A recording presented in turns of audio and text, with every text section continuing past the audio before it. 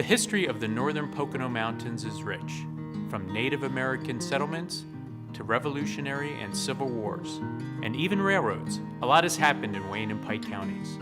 The Wallenpaupack Historical Society looks to keep the history of the Wallenpaupack area alive and accessible to present and future generations, so that our children, grandchildren, and even later on can still have the insight to the lives that were lived before us.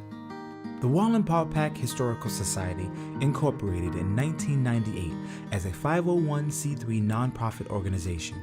Its mission is keeping the history of the Wallenpaupack area alive and accessible to present and future generations.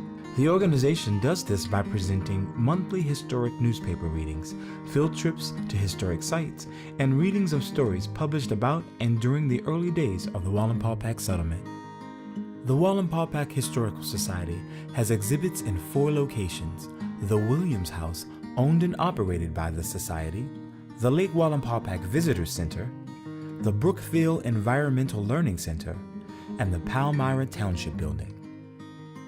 Exhibits in each location are slightly different. For example, the Environmental Learning Center features pictures of the Wallenpaupack River prior to dam construction photos, Indian artifacts, and a dugout canoe that surfaced during Hurricane Diane in 1955. Exhibits from the Palmyra Township Building focus on early woodworking tools and the school bells from the one-room schools of the area. Another part of the Society's mission includes preserving historic cemeteries, which include the Taft Cemetery and the Purdytown Cemetery, where some of the first settlers of the Wallenpaupack area are laid to rest. By preserving local history, future generations can learn about early life on the frontier.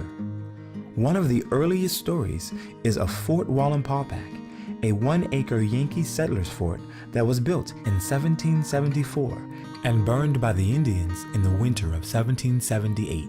Another piece of history includes the story of Wilsonville, the town that was flooded when Lake Wallenpaupack was created.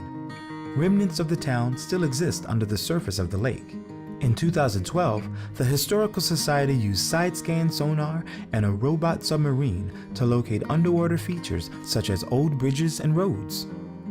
The organization also preserves the industrial history of the area, such as the Gravity Railroad, which terminated in Holly, where coal was transferred to the D&H canal boats and sent east to the urban centers.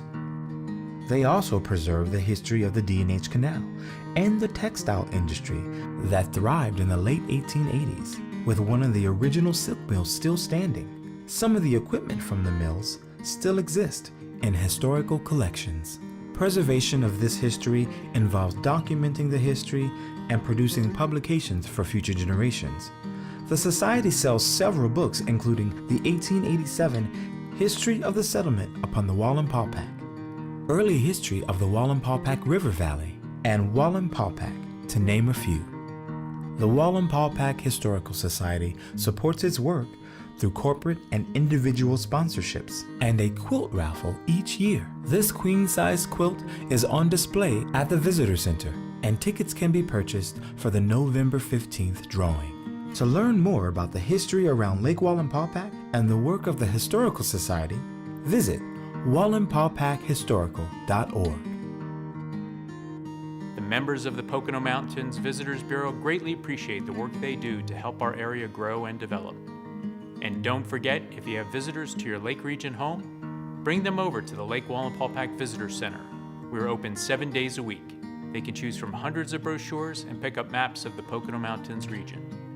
And remember to like us on Facebook, and for general information, go to our website at poconomountains.com.